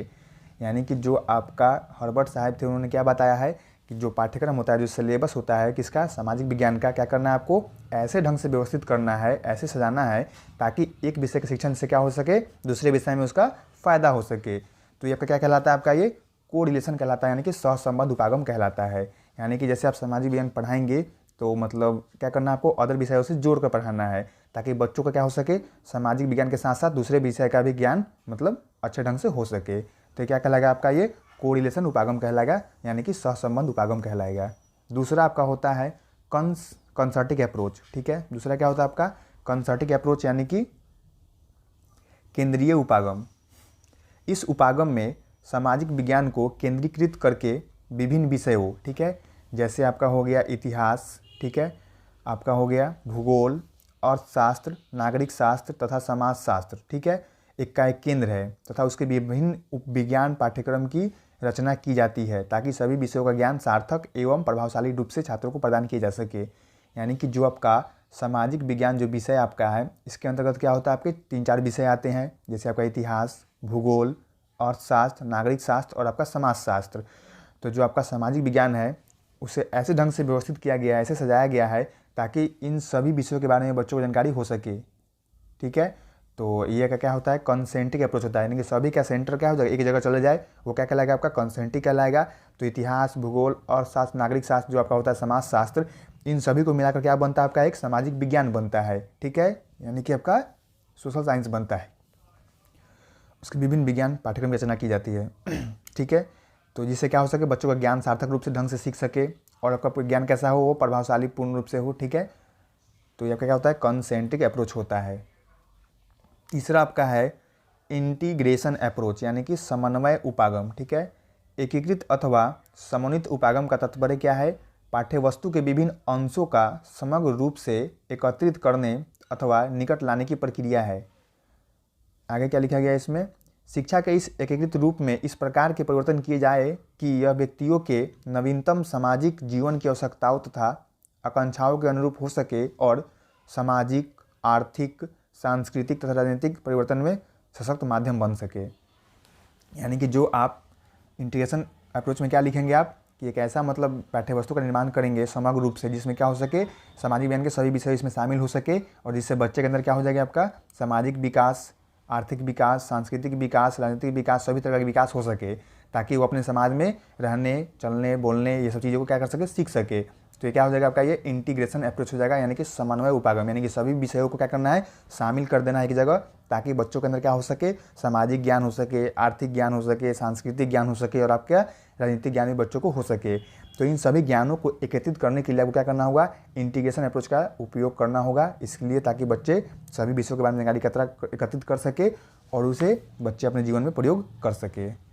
नेक्स्ट आपका रहेगा चौथा स्पाइरल अप्रोच। क्या रहेगा वो चौथा आपका, स्पाइरल अप्रोच, यानी कि चक्राकार उपागम, ठीक है। तो जो आपका चक्राकार उपागम में क्या होता है, इसमें आपका जो पाठ्यवस्तु की प्रत्येक इकाई एक चक्राकार रूप में संबंधित होती है, ठीक है। यह एक दूसरे से परस्पर एवं समन्वित कार्यों पर आधारित होती है। यानी कि जो आप इस उपागम का प्रयोग करेंगे, इसमें क्या होता है आपका जो भी विषय होगा कैसा रहेगा आपका, एक दूसरे से क्या रहेगा, परस्पर संबंधित रहेगा। इन सामाजिक क्रियाओं का चक्र पूर्ण रूप से क्रमबद्ध होता है और कैसा रहेगा आपका, एक सीरियल वाइज रहेगा, ठीक है। यानी कि ए के बाद बी होता है, सी होता है, तो उस तरह क्या रहेगा आपका जो सामाजिक विज्ञान का शिक्षण करेंगे आप, इसमें कैसे रहेगा आपका जो भी बिंदु रहेगा पाठ का, कैसे रहेगा, एक क्रमबद्ध मतलब स्तर पर रहेगा, ताकि आप बच्चों को पहले मतलब एक अनुरूप में मतलब सही ढंग से सिखा सके, ताकि बच्चे चीज़ों को आसानी से समझते नीचे नीचे चले जाए, ठीक है। तो जिसके द्वारा प्रत्येक इकाई एवं अधीन दो रूपों में कार्य करती है। यानी कि आपका जो भी इसमें इकाई रहेगा, जो भी आपका यूनिट रहेगा सामाजिक विज्ञान का, कैसा रहेगा, एक क्रमबद्ध ढंग से रहेगा। यानी कोई भी आप पाठ पढ़ाएंगे तो कैसे पढ़ाएंगे बच्चों को, एक क्रमबद्ध ढंग से पढ़ाएंगे। सबसे पहले जो मतलब बच्चों को जानना चाहिए वो बताएंगे, फिर उसके नीचे जो मतलब जरूरी होगा वो बताएंगे। यानी कि चीज़ों को एक अच्छे ढंग से क्या करना है आपको बताना है, ताकि बच्चों को कहीं भी कोई दिक्कत ना हो, आसानी से बच्चे चीज़ों को समझ सके। यानी कि आपको क्रमबद्ध ढंग से बताना है, सही ढंग से बताना है, सही अप्रोच से बताना है, ताकि बच्चे चीज़ों को अच्छे ढंग से सीख सके। नेक्स्ट आपका पांचवा रहेगा यूनिट अप्रोच। क्या रहेगा आपका पांचवा, इकाई उपागम, ठीक है। तो जो आपका इकाई उपागम है, इसमें क्या होता है, तो मॉरिसन आपके एक मनोवैज्ञानिक है, इन्होंने क्या बताया है कि इकाई वातावरण संगठन, विज्ञान, कला या आचरण का एक व्यापक एवं महत्वपूर्ण अंग होती है। यानी कि जो आपका इकाई वातावरण होता है, क्या होता है, जो संगठन आपका विज्ञान का जो संगठन है, जैसे कला हो गया, आचरण हो गया, ये सब क्या आपका एक व्यापक महत्वपूर्ण अंग है, जिसे सीखने के लिए फलस्वरूप व्यक्तित्व में सामंजस्य आ सके, ठीक है। यानी कि किसी भी चीज़ को सीखने के लिए व्यक्ति के अंदर क्या होना चाहिए, जिज्ञासा होना चाहिए, क्योंकि आपको सीखने के लिए पहले मोटिवेशन खुद होना चाहिए कि हमें ये चीज़ों को क्या करना है, सीखना है। तो पहले क्या करना होगा, आपको खुद को एक अच्छे मतलब व्यक्तित्व में क्या करना होगा, ढालना होगा, ताकि आप चीज़ों को आसानी से सीख सके। तो उसी तरह आपका जो सामाजिक विज्ञान है आपका, जो आपका सोशल साइंस है, क्या हो जाएगा, इसे सीखने के लिए क्या क्या करना पड़ेगा आपको सबसे पहले, तो इसे सीखने के सबसे पहले आपको क्या करना होगा, एक अच्छे ढंग से मतलब आपको तैयार करना होगा, खुद का व्यक्तित्व ऐसे ढालना होगा कि हमें क्या करना है, सामाजिक विज्ञान सीखना है। तो आपके उसके अनुरूप क्या करना, ढलना होगा, पाठ को पढ़ना होगा, समझना होगा। तो आपके आचरण में क्या हो जाएगा, व्यवहार में परिवर्तन आएगा, चाहे आपका कोई भी मेथड हो, मतलब किसी भी मेथड से आप क्या कर सकते, सीख सकते हैं। तो आपका ये सब जो भी बात है इसमें आएगा, किस में आएगा आपका, ये इकाई उपागम में आएगा, यानी कि यूनिट अप्रोच में आएगा। नेक्स्ट आपका छठा नंबर क्या है आपका, क्रोनोलॉजिकल अप्रोच। क्या है आपका छठा नंबर, क्रोनोलॉजिकल अप्रोच, यानी कि कालक्रम उपागम। तो जो आपका कालक्रम का ज्ञान देना सामाजिक अध्ययन शिक्षण का प्रमुख उद्देश्य माना जाता है। यानी कि कालक्रम का जो ज्ञान देना है बच्चों को, जो आपका सामाजिक विज्ञान का जो विषय है, क्या है, सबसे मुख्य आपका यही उद्देश्य है, ठीक है। इससे घटनाओं तथा वर्तमान एवं अतीत को समझना सुगम होता है। जो आपका कालक्रम उपागम है, इससे क्या होता है, जो भी घटनाएं घटती है वर्तमान में हो या फिर जो पहले घटी हो यानी कि अतीत में घटी हो, उसको समझना क्या होता है, आसान होता है। कालक्रम अनुभूति, जो आपका कालक्रम अनुभूति महान पुरुषों, घटनाओं, आंदोलनों, युद्धों को समझने तथा उनकी प्राचीनता का अनुभव करने में सहायक होता है। यानी कि जो आपका कालक्रम उपागम होता है, इसमें क्या होता है, जो भी पहले के महान पुरुष रहे हों उनके बारे में जानना, उनकी घटनाओं के बारे में जानना, उन्होंने कौन कौन से आंदोलन किए, जैसे बहुत सारे युद्ध हो गए, बक्सर का युद्ध हो गया, तराइन का युद्ध हो गया, तो जो भी युद्ध के बारे में बच्चों को जानना, ठीक है, समझना, उनकी प्राचीनता के बारे में, उनके अनुभव के बारे में जानना, ये सब कहाँ से होता है आपके, तो आपके कालक्रम उपागम में ये सब सम्मिलित होता है। तो आपका क्या होता है, आपका ये क्रोनोलॉजिकल अप्रोच होता है। नेक्स्ट आगे हम बात करेंगे सीखने की योजना आपको जानना है, ठीक है, यानी कि आपके लर्निंग प्लान के बारे में आपको जानना है। तो इन सभी चीज़ों के बारे में आप लोग पहले से अवगत होंगे, तो यहाँ पे हम लोगों ने ज़्यादा कुछ इसमें नहीं शामिल किया है। आप लोग इससे पहले भी हमारे चैनल पे यूट्यूब पे बहुत सारे वीडियो डाला हुआ है लर्निंग प्लान का, तो आप लोग वहाँ से भी जाकर देख सकते हैं। बस आपको उसमें क्या करना होता है सीखने की योजना में, यानी कि किसी पाठ को पढ़ाने से पहले क्या करना होता है, आपको एक योजना बनाना होता है कि बच्चों को कौन सी विधि से पाठ को पढ़ाना है, बच्चों का पूर्व ज्ञान लेना है, बच्चों को क्या करना है, मूल्यांकन करना है प्रश्न के द्वारा, उसके बाद क्या करना है, पाठ को पढ़ाना है, फिर बच्चों को क्या करना है, बोधात्मक प्रश्न से बच्चों को पाठ के बारे में जानकारी एकत्रित करना है, सारांश बताना है, और उसके बाद खुद का स्वमूल्यांकन करना है। तो इन सभी बिंदुओं पर आप लोगों ने पहले से काम कर चुके होंगे, और नहीं किए होंगे तो आप लोग मेरे चैनल पे जाकर देख सकते हैं। बहुत सारे यूट्यूब मतलब मेरे चैनल पे वीडियो लर्निंग प्लान का डाला हुआ है, तो आप लोग वहाँ से भी जाकर देख सकते हैं।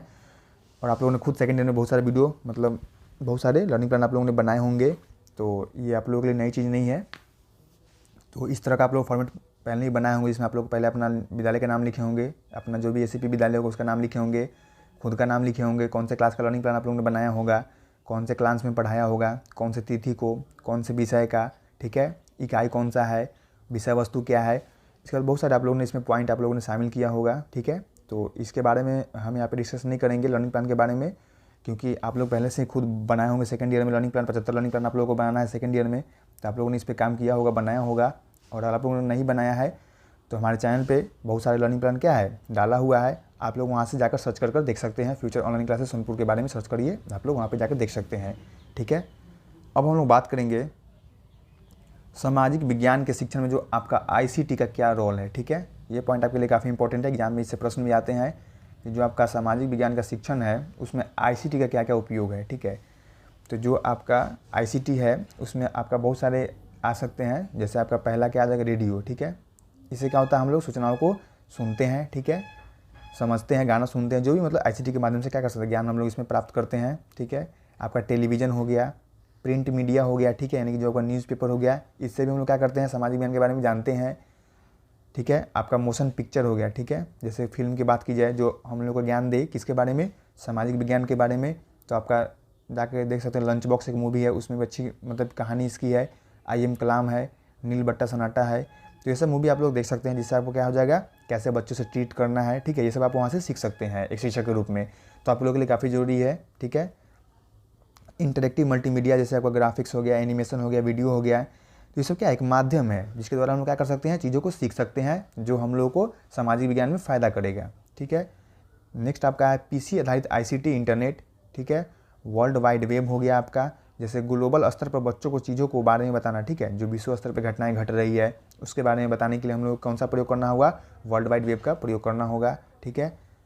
तो ये सब क्या आपके आईसीटी के उपयोग हो गए, ठीक है, यानी कि जो आपका सामाजिक विज्ञान का शिक्षण है उसमें कहाँ कहाँ पे आईसीटी का प्रयोग हो रहा है, या फिर कहाँ कहाँ से हम लोग आईसीटी के माध्यम से ज्ञान को अर्जित कर सकते हैं सामाजिक विज्ञान के लिए। तो आप लोग रेडियो से कर सकते हैं, ठीक है, टेलीविज़न से कर सकते हैं, आए दिन आप लोग देखते होंगे न्यूज़, जो भी समाज में घटना घट रही है, सामाजिक विज्ञान से जुड़ा हुआ, जो भी साइंस टेक्नोलॉजी से जुड़ा हुआ जो भी घटनाएं घटती है, तो हम लोग कहाँ से टेलीविज़न पे देखते हैं, समझते हैं, ठीक है। प्रिंट मीडिया हो गया, आपका न्यूज़पेपर हो गया, पिक्चर हो गया, मोशन पिक्चर हो गया, मूवी के माध्यम से हम लोग चीज़ों को सीखते हैं। आपका मल्टीमीडिया हो गया, पीसी आधारित आईसीटी हो गया, वर्ल्ड वाइड वेब हो गया है। तो आप लोग आईसीटी के माध्यम से चीज़ों को सीखते हैं जो आपके सामाजिक विज्ञान में काफ़ी फ़ायदेमंद होते हैं, ठीक है। नेक्स्ट आगे हम लोग बात करेंगे सामाजिक विज्ञान, जैसे आपका इतिहास, भूगोल, सामाजिक, आर्थिक तथा राजनीतिक विज्ञान के शिक्षण में विभिन्न शिक्षण विधियाँ, तकनीक एवं शिक्षण सामग्रियाँ, ठीक है। नेक्स्ट पॉइंट आपका क्या है, ये आपका नेक्स्ट पॉइंट है, जो आपका सामाजिक विज्ञान विषय है, इतिहास, भूगोल, सामाजिक, आर्थिक तथा जो आपका राजनीतिक जीवन के शिक्षण में विभिन्न शिक्षण विधियाँ कौन कौन से होते हैं, कौन कौन से शिक्षण सामग्री का प्रयोग करते हैं उसके बारे में हम लोग चर्चा करेंगे। ठीक है, तो सबसे पहले हम लोग बात कर लेंगे सामाजिक विज्ञान की शिक्षण विधियाँ, यानी कि आप क्लास में पढ़ाएंगे सोशल साइंस, तो आप कौन कौन सी विधि का प्रयोग करेंगे, कौन कौन सी शिक्षण विधि का प्रयोग करेंगे जिससे बच्चों को चीज़ें आसानी से समझ में आए। तो सबसे पहले आप कौन सा विधि का प्रयोग करेंगे, क्षेत्र भ्रमण विधि। ये सबसे बेस्ट मेथड होता है सामाजिक विज्ञान शिक्षण के लिए। कौन सा मेथड होता है, फील्ड ट्रिप मेथड। ठीक है, बच्चों को क्या करना है, आस पास में ले जाना है, चीज़ों को दिखाना है, समझाना है, ताकि बच्चे चीज़ों को आसानी से सीख सके। दूसरा क्या रहेगा आपका, योजना विधि। ठीक है, बच्चों को क्या दे सकते हैं, किसी भी टॉपिक पे प्रोजेक्ट दे सकते हैं ताकि बच्चे प्रोजेक्ट खुद से बनाए और खुद से चीज़ों को सीखे। तीसरा रहेगा आपका सर्वेक्षण विधि। नेक्स्ट क्या रहेगा आपका, समस्या समाधान विधि। ठीक है, बच्चों की समस्याओं को आपको हल करना होगा, यहाँ पे आपको सर्वेक्षण भी करना होगा। ठीक है, आगे आपका रहेगा कहानी विधि। कौन रहेगा आगे आपका, कहानी विधि के माध्यम से बच्चों को पढ़ाएंगे ताकि बच्चों को इंटरेस्ट ले सके आपके चैप्टर में। ठीक है, नेक्स्ट क्या रहेगा आपका अवलोकन विधि। आपका रहेगा प्रदर्शन विधि, नाटक विधि के माध्यम से बच्चों को पढ़ाएंगे सामाजिक विज्ञान ताकि बच्चों को आसान लगे, चीज़ों को समझ में आए। नेक्स्ट रहेगा आपको चर्चा विधि। कोई टॉपिक होगा जिसे क्या करना होगा, आपको चर्चा रूप से करना होगा क्लास में ताकि बच्चों को उसके बारे में डीपली नॉलेज हो सके। मानचित्र विधि आपका होगा, बच्चों को क्या करना होगा, आपको चित्र बनाकर पढ़ाना होगा ताकि बच्चों को चीज़ें समझ में आए। ठीक है, ये भी आपके लिए काफ़ी इंपॉर्टेंट रहेगा मानचित्र विधि।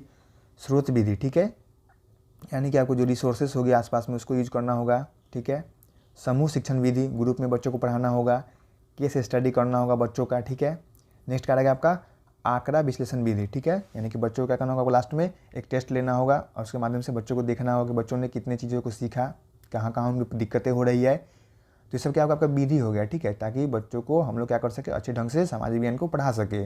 तो कौन कौन सा आपका विधि हो गया, क्षेत्र भ्रमण विधि, योजना विधि, सर्वेक्षण विधि, समस्या समाधान विधि। ठीक है, कहानी विधि, अवलोकन विधि, प्रदर्शन विधि। ठीक है, चर्चा विधि, मानचित्र विधि, स्रोत विधि, समूह शिक्षण विधि और आपका केस स्टडी विधि हो गया।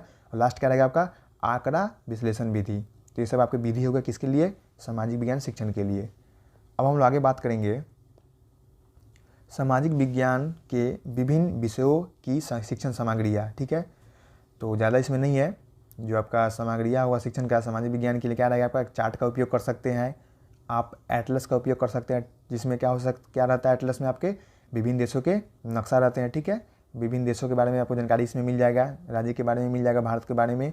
आपका डायग्राम का प्रयोग कर सकते हैं चीज़ों को समझाने के लिए बच्चों को। तो आप इन शिक्षण विधियों का प्रयोग कर सकते हैं। ठीक है, शिक्षण सामग्रियों का, ताकि बच्चों को सामाजिक विज्ञान आसानी से समझ में आए। चार्ट का प्रयोग कर सकते हैं। ठीक है, एटलस का और आपका डायग्राम। ठीक है, नेक्स्ट अब आप लोग आगे जानेंगे इतिहास, यानी कि जो आपका हिस्ट्री है, हिस्ट्री की विभिन्न शिक्षण विधियाँ एवं तकनीक के बारे में हम लोग जानेंगे। ठीक है, यानी कि जो आपका हिस्ट्री है उसका क्या क्या शिक्षण विधियाँ हो सकता है उसके बारे में हम लोग जानेंगे। ठीक है, तो आप बच्चों को हिस्ट्री कैसे कैसे पढ़ा सकते हैं, तो आप कैसे पढ़ाएंगे, पहले कथात्मक विधि। ठीक है, यानी कि बच्चों को लेक्चर देकर पढ़ा सकते हैं। खंड विधि, ठीक है, यानी कि बच्चों को करेंगे आप तोड़ तोड़ कर बच्चों को समझाएंगे चीज़ों को। स्रोत या आधार विधि हो गया। ठीक है, पाठ्य पुस्तक विधि हो गया, समस्या समाधान विधि हो गया, योजना विधि हो गया, व्याख्यान विधि हो गया और आपका वाद विवाद विधि हो गया। तो ये जो भी आप विधि देख रहे हैं ये सब किसके लिए है, ये सब आपके हिस्ट्री के लिए, यानी कि आप हिस्ट्री का बच्चों को पढ़ाएंगे हिस्ट्री विषय, तो कैसे कैसे पढ़ा सकते हैं, लेक्चर देकर, चीज़ों को तोड़कर। ठीक है, खंड विधि के प्रयोग कर सकते हैं, रिसोर्सेज का प्रयोग करके पढ़ा सकते हैं। स्रोत या आधार विधि हो गया आपका, पाठ्य पुस्तक विधि आप प्रयोग कर सकते हैं, समस्या समाधान विधि कर सकते हैं। ठीक है, योजना बनाकर बच्चों को पढ़ा सकते हैं योजना विधि के अंतर्गत। ठीक है, व्याख्यान विधि आपका हो गया और आपका वाद विवाद विधि हो गया, किसके लिए आपका ये स्पेशल फॉर हिस्ट्री के लिए हो गया। ठीक है, नेक्स्ट अब आगे हम लोग बात करेंगे भूगोल, जो आपका शिक्षण है भूगोल का शिक्षण। ठीक है, उसके लिए कौन से आप शिक्षण विधियों का प्रयोग करेंगे। ठीक है, तो आप कर सकते हैं क्लोज टेस्ट। ठीक है, यानी कि चीज़ों को क्या करना होगा, आपको मतलब कि ढंग से दे देना होगा और बीच बीच में गैप करना होगा, यानी कि यहाँ पे क्या आएगा। ठीक है, ये आपका क्या होता है, क्लोज टेस्ट होता है। ठीक है, नेक्स्ट आपका रहेगा पाठ के आधार पर प्रश्न पूछकर बच्चों का क्या कर सकते हैं, शिक्षण विधियों का प्रयोग कर सकते हैं। नोट्स लिखना हो गया आपका, माइंड मैप हो गया। ठीक है, अभिनय हो गया यानी कि रोल प्ले हो गया, वाद विवाद हो गया और क्षेत्र भ्रमण हो गया। तो ये जो भी आप विधि देख रहे हैं सब कौन सा विधि आपका भूगोल का शिक्षण विधि है। ठीक है, नेक्स्ट हम लोग आगे बात करेंगे जो आपका तीसरा है सामाजिक आर्थिक एवं राजनीतिक जीवन शिक्षण की विभिन्न शिक्षण विधियों के बारे में हम लोग जानते हैं। ठीक है, तो इसमें आप कौन कौन से प्रयोग कर सकते हैं, तो इसमें आप लोग विचार विमर्श एवं विवेचन विधि का प्रयोग कर सकते हैं, यानी कि बच्चे क्या करेंगे, एक दूसरे से बात करेंगे, डिस्कशन करेंगे, लेक्चर करेंगे ताकि चीज़ों को समझ सके। तो ये आपका फर्स्ट बहुत ही अच्छा है, विचार विमर्श एवं विवेचन विधि। ठीक है, दूसरा आपका रहेगा अन्वेषण व्यू रचना, ठीक है। यानी कि बच्चों को क्या करना है, आपको ह्यूरिस्टिक बनाना है ताकि बच्चे चीज़ों के बारे में खोजे, खुद से ढूंढे और खुद समझने का प्रयास करे। ये कौन सा विधि आपका होता है, अन्वेषण विधि होता है, सबसे बेस्ट विधि होता है, ठीक है।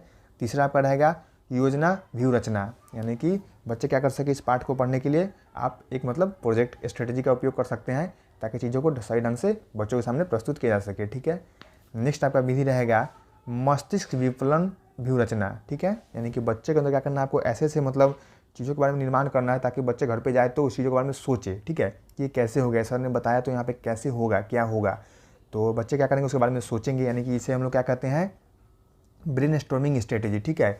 यानी कि कोई भी आप लोगों ने टॉपिक क्लास में पढ़ाया तो बच्चों को एक ऐसा मतलब एक्टिंग का मतलब कर देना है ताकि बच्चे उस चीज़ घर पे जाए तो उसके बारे में सोचे। जैसे आप लोगों ने सीरियल देखा होता, क्या होता है, जैसे हम लोगों ने आज देखा सीरियल, तो जैसे कल देखना है, ठीक है, तो कल के बारे में हम लोगों को आज पहले ही दिखा दिया जाता है थोड़ा सा, ठीक है, कुछ घटना के बारे में दिखा दिया जाता है, तो हम लोग क्या करते हैं, सोचते हैं कि कल क्या होगा इसमें। तो इस तरह का क्या करना, बच्चों को आपको मतलब एक मतलब ऐसे कर देना है, मतलब इसके बारे में क्या करना, बच्चों को आपको एक मतलब एक एक्टिंग करना है ताकि बच्चों को इसके बारे में सोचने पे विवश हो जाए, कि घर पे जाए तो बच्चे को सोचे कि सर ने बताया है तो इसका आगे क्या होगा, कैसे होगा, क्यों हो गया। तो मतलब क्या करना, आपको ब्रेनस्टॉर्मिंग करना है बच्चों का, ठीक है, ताकि बच्चे का दिमाग एक सही ढंग से काम कर सके, सही ढंग से सोच सके। तो आपका होता है मस्तिष्क विप्लन व्यू रचना।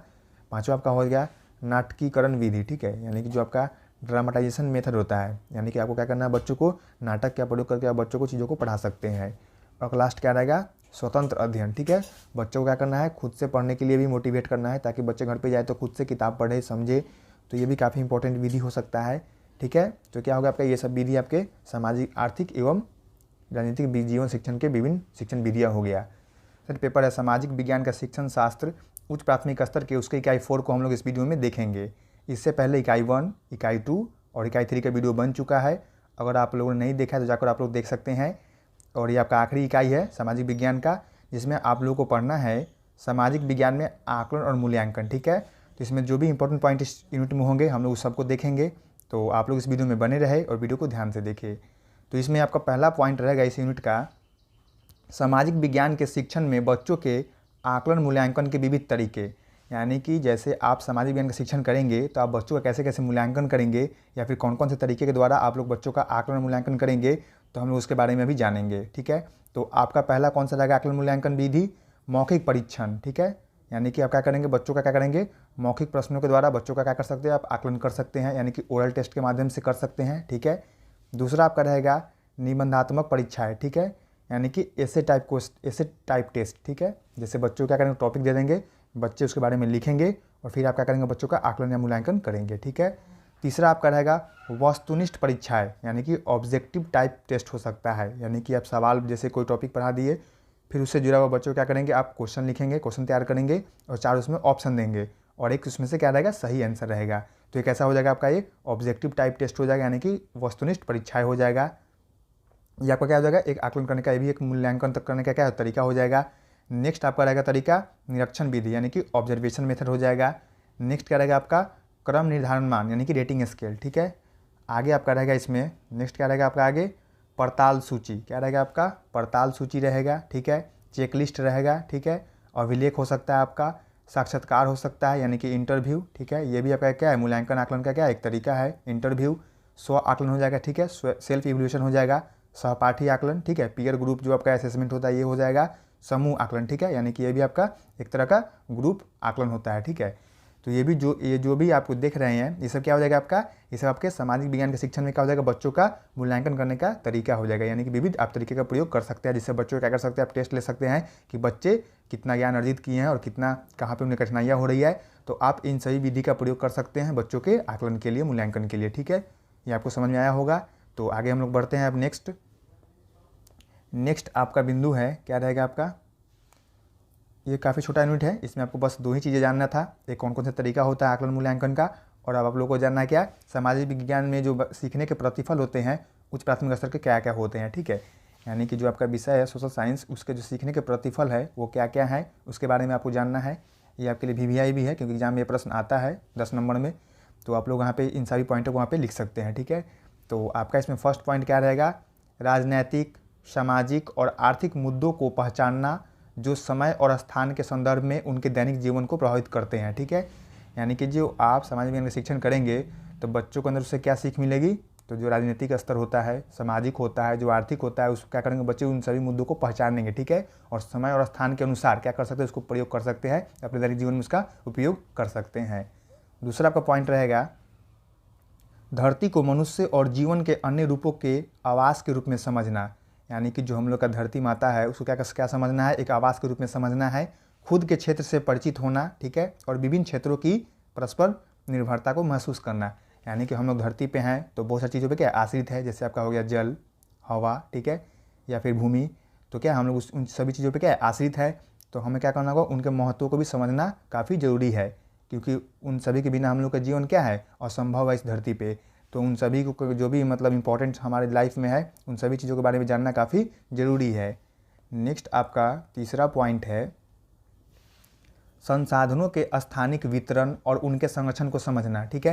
यानी कि जो भी हमारे आसपास अपने समाज में जो भी संसाधन उपलब्ध है मुफ्त में, उसके जो भी मतलब संरक्षण कैसे कर सकते हैं, कैसे उसे बचा सकते हैं, कैसे उसे लंबे समय तक उसका उपयोग कर सकते हैं, तो उन सभी की बारे में क्या करना है, समझना काफ़ी ज़रूरी है।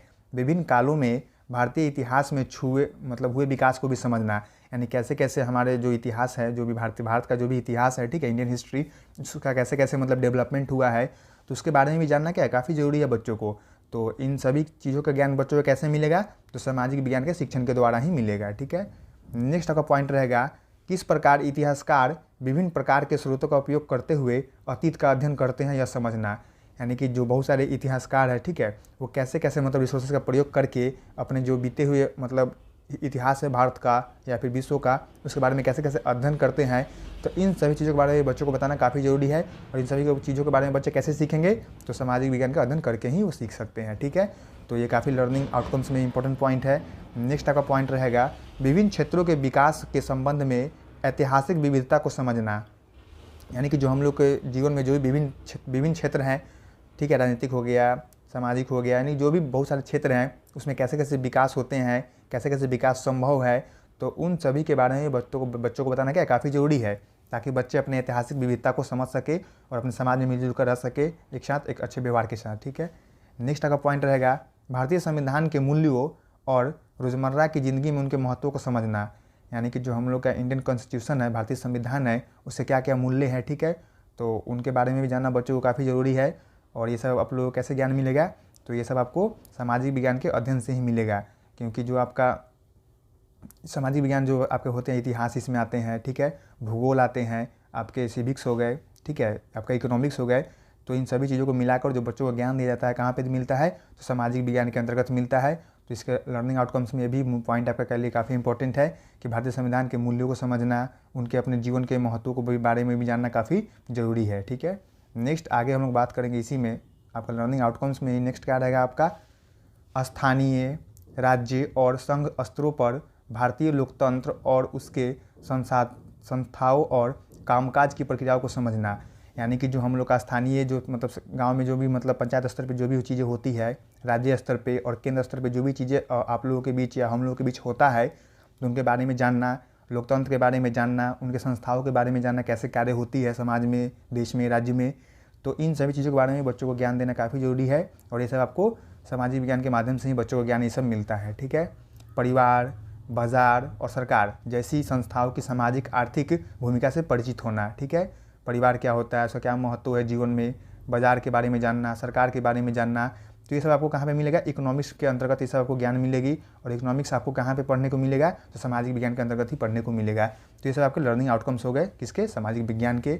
नेक्स्ट आपका रहेगा राजनैतिक, सामाजिक, सांस्कृतिक और पर्यावरणीय प्रक्रियाओं में समाज के विभिन्न वर्गों के योगदान को पहचानना। यानी कि राजनीतिक स्तर पे, सामाजिक स्तर पे, सांस्कृतिक स्तर पे और आपके जो भी पर्यावरण में प्रक्रियाएं घटित होती है उसके बारे में, उसमें कौन कौन से व्यक्तियों का योगदान है, कैसे कैसे अभी भी उस पर कार्य हो रही है या फिर होने वाला है, तो इन सभी चीज़ों के बारे में बच्चों को जानना काफ़ी ज़रूरी है। और ये सब आपको सामाजिक विज्ञान के अध्ययन के द्वारा ही बच्चों को ज्ञान मिल सकता है। तो ये जो भी पॉइंट आप लोगों ने अभी देखा, ये सब क्या है, तो ये सब आपके जो आपके लर्निंग आउटकम्स होते हैं, ठीक है, सामाजिक विज्ञान के। तो इन सभी में आप ये सब सारे पॉइंट को आप वहाँ पे लिख सकते हैं, आपका मार्क्स नहीं कटेगा। ये सब काफ़ी अच्छे पॉइंट है। तो ये थे आपके आखिरी बिंदु, ठीक है, इस यूनिट का। और ये आपका आखिरी इकाई भी था किसका, सोशल साइंस का, सामाजिक विज्ञान का। तो आप लोग आराम से जाकर देख सकते हैं इकाई 1, इकाई 2, इकाई 3 और इकाई 4 चारों वीडियो आप लोगों के लिए बन चुका है, जो आपके लिए काफ़ी इंपॉर्टेंट है।